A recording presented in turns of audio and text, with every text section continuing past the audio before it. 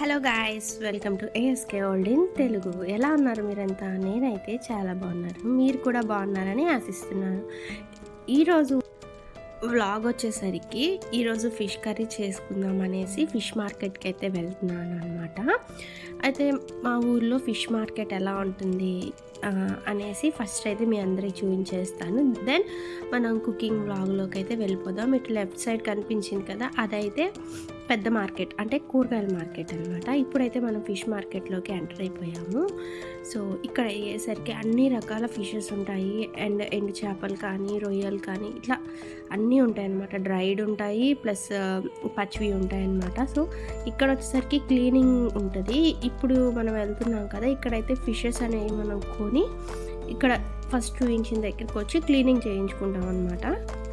So ఇక్కడికైతే వెళ్ళిపోదాం. First fishes అనేవి చూపిస్తాను మీకు. కొన్ని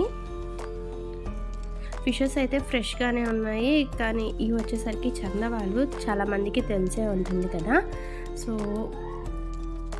సో ఈవిడ దగ్గర అయితే కలెక్షన్ బాగానే ఉందన్నమాట ఫిషెస్వి. అంటే ఆల్ టైప్స్ ఆఫ్ ఫిషెస్ అనేవి తన దగ్గర ఉన్నాయి. సో మేమైతే ఒక టైప్, అంటే మేము ఎప్పుడు తినలేదు ఆ టైప్. సో అవి అయితే తీసేసుకున్నాము. సో ఇదండి ఫిష్ మార్కెట్ వచ్చేసరికి.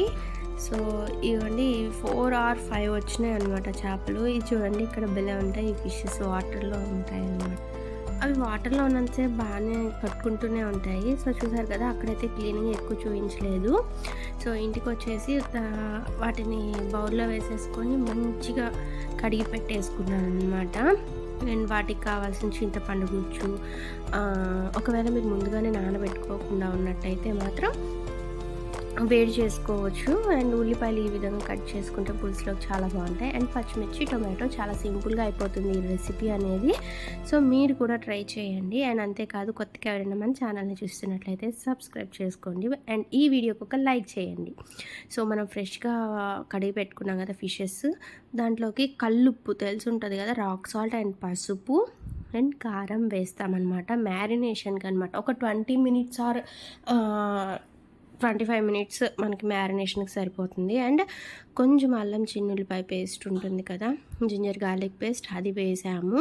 ఇక్కడ వేస్తుంది ఆయిల్ కాదు, ఆముదం అనమాట. ఆముదం అండ్ నువ్వుల నూనె ఏదైనా ఈ రెండిట్లో వేసుకోవచ్చు అనమాట. ఎందుకు ఇది వేస్తామంటే నీచు స్మెల్ అనేది రాదనమాట, అందుకనేసి ఇది వేస్తాము. సో ఈ విధంగా మొత్తాన్ని కలుపుకున్న తర్వాత ఇది వచ్చేసరికి ఉల్లిపాయ, అదేవిధంగా టొమాటో పేస్ట్, దీన్ని కూడా వేసి మంచిగా మ్యారినేషన్ అనేది చేసుకోవాలి. ఇందులో కారం వేసి మనం గ్రైండ్ చేసుకోము. ఓన్లీ ఒక ఉల్లిపాయ, ఒక టొమాటో మాత్రమే గ్రైండ్ చేస్తాము. కొంచెమేమో ఇందులో వేస్తాం, కొంచెమేమో మనం కర్రీ తడక పెట్టుకుంటాం, తాలింపు పెట్టుకుంటాం కదా, సో అందులో కొంచెం వేసుకుంటాం అన్నమాట. సో ఈ విధంగా అయితే మ్యారినేషన్ అనేది చేసుకుంటాము. దెన్ పొయ్యి మీద గిన్నె పెట్టుకొని ఆయిల్ వేసుకొని కొంచెం మెంతులు, అదేవిధంగా కొద్దిగా ఆవాలు వేసుకుంటాం.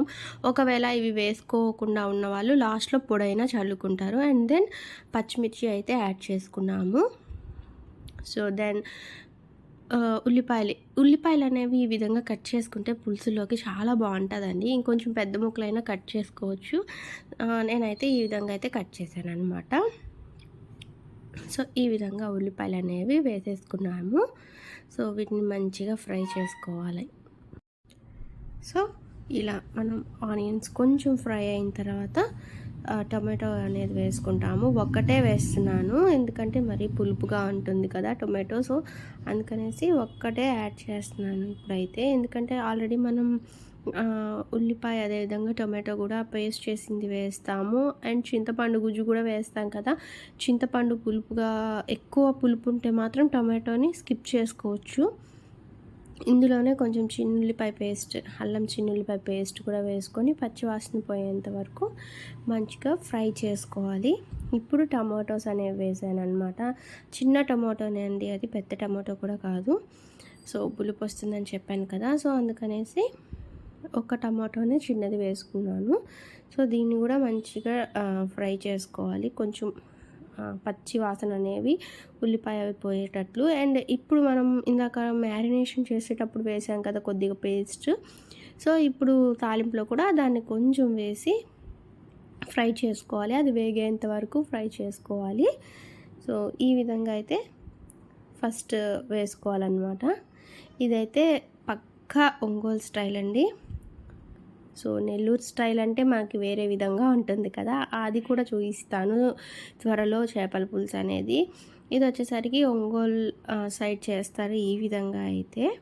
సో అందుకనేసి ఇది అయితే పెడుతున్నాను, మా అత్తయ్య చేస్తున్నారు కాబట్టి. సో ఇదైతే చింతపండు గుజ్జు మనం ఉడకబెట్టి పెట్టుకున్నాం అనమాట. సడన్గా వెళ్ళి తీసుకొచ్చుకున్నాం కాబట్టి, ముందుగా నానబెట్టుకోలేదు కాబట్టి మనం ఉడకబెట్టుకున్నాం. నానబెట్టుకునే టైం ఉంటే మామూలు వాటర్ పోసి నానబెట్టేసుకోవచ్చు. లేదు అనుకుంటే కొంచెం హీట్ చేసుకొని బాయిల్ ఒక పొంగు వచ్చేదాకా బాయిల్ చేసుకొని చల్లారిన తర్వాత ఈ విధంగా మెదుపుకొని మనం తాలింపు పెట్టేసుకుంటున్నాం కదా, అందులో అయితే పిండేసుకోవాలన్నమాట. సో వాటర్ అనేది మనం చేప ముక్కలు మునిగేంత వరకు అయితే పోసుకోవాలి అంటారు. కానీ మనం ఏ టైప్ ఫిష్ అనేది చూసుకొని దాన్ని బట్టి వాటర్ పోసుకోవాలండి. ఎందుకంటే ఒక్కో ఫిష్ అనేది త్వరగా అనేది మగ్గిపోతుంది, అంటే ఉడికిపోతుంది. కొన్ని ఫిషెస్ అయితే కొంచెం వాటర్ ఎక్కువ కావాల్సి వస్తాయి. సో దాన్ని బట్టి మనం వాటర్ అనేవి చింతపండు గుజ్జు వేసిన తర్వాత మనం వాటర్ అనేవి యాడ్ చేసుకోవాలి. సో ఆ విధంగా అయితే మేము ఎన్ని వాటర్ అయితే సరిపోతాయో ఉడుకుతాయో అన్ని వాటర్ అనేది యాడ్ చేసుకున్నాం అనమాట. సో ఇంకా మూత పెట్టేసి కొంచెం హైలో పెట్టేసాను నేనైతే, త్వరగా ఉడుకుతుందని. సో ఇట్లా బాగా బాయిల్ అవుతున్నప్పుడు మనం మ్యారినేట్ చేసి పెట్టుకున్నాం కదా, ఆ ఫిషెస్ అనేవి చిన్నగా వదులుకోవాలి. ఏమైనా ఉప్పు కారం ఏమన్నా మసాలాలు అవి వేసుకోవాలనుకుంటే ఇప్పుడు ముక్కలు వేస్తున్నాం కదా, ఇప్పుడే వేసేసి కొంచెం గిన్నెని అటు ఇటు కదపాలండి. అప్పుడు మొత్తం మిక్స్ అవుతాయి. ఎందుకంటే ఉడికిన తర్వాత మనం ఉప్పు కారం అడ్జస్ట్ చేసుకోవాలంటే ముక్క అనేది నలిగిపోతుంది, అది విరిగిపోతుంది కదా. సో అందుకనేసి మనం ఏది ఉన్నా సరే ఈ టైంలోనే అడ్జస్ట్ చేసుకోవాలి. సో ఈ విధంగా అయితే ఇదైతే అత్తయ్య స్టైల్ అండి. సో ఇదిగోండి మిగిలిన మ్యారినేట్ చేసిన తర్వాత వచ్చినటువంటి జ్యూస్ ఉంటుంది కదా, ఆ మ్యారినేషన్ ఉప్పు పసుపు కారం ఇవన్నీ కలిపి పెట్టాం కదా, అది వాటర్ అనేది స్క్వీజ్ అవుతుంది కదా, సో అది కూడా వేసేసుకుంటాము. సో కారం అయితే అడ్జస్ట్ అయిపోతుంది యాక్చువల్గా అయితే. సో ఒకవేళ కారం ఎక్కువ తినాలి అనుకున్నట్లయితే ఈ టైంలో వేసేసుకుంటే పర్ఫెక్ట్గా సరిపోతుంది అనమాట. ఇంకా ఒకవేళ నీళ్ళు సరిపోలేదు అనుకుంటే కొంచెం ఇప్పుడే యాడ్ చేసుకోవాలి. ఎందుకంటే ఉడికిన తర్వాత యాడ్ చేసుకున్నా మనకి రిజల్ట్ అనేది మంచిగా ఉంటుంది. ఎందుకంటే విరిగిపోతాయి కదా ముక్కలు అనేది. సో అందుకనేసి అనమాట. సో ఇప్పుడు చూపిస్తాను చూడండి. ఆ విధంగా అయితే మనం ఉప్పు కారం వేసుకొని ఇట్లా ఇట్లా తిప్పుకోవాలన్నమాట. సో చూస్తున్నారు కదా, ఈ విధంగా అయితే తిప్పేసుకొని ఒక్కసారి పొయ్యి మీద పెట్టేసి ఉడకనిచ్చేసేయాలి. చూస్తున్నారు కదా ఎంత కలర్ఫుల్గా ఉందో. అయితే టేస్ట్ కూడా చాలా చాలా బాగా వచ్చిందండి. అండ్ ఫైనల్గా కొత్తిమీర చల్లేసుకోవడమే. సో ఇంతేనండి, ఫిష్ కర్రీ చాలా సింపుల్గా అయిపోతుంది. ఎటువంటి మసాలాలు అవేం అవసరం లేదు. కాకపోతే ఇందాక ధనియాల పొడి వేయడం మర్చిపోయామన్నమాట. సో అది ఇప్పుడు లాస్ట్లో అనేది యాడ్ చేస్తాను. ఇక్కడ ఫిష్ ఉడికిందా లేదని జస్ట్ చాలా కొద్దిగా ఇట్లా పక్కకని చూస్తే ఉడికిపోయింది. అండ్ లాస్ట్లో ధనియాల పొడి మర్చిపోయాను కదా, సో అందుకనేసి ఇప్పుడైతే వేసేసి మంచిగా మిక్స్ చేసేసాము. సో ఈ విధంగా చూస్తున్నారు కదా, మంచిగా ఉడికిపోతుంది అనమాట. ఇదైతే సింపుల్గా ఫిష్ కర్రీ అండి. సో మీరు కూడా ట్రై చేసి ఎలా వచ్చిందనేది కామెంట్ సెక్షన్లో అయితే నాకు చెప్పండి.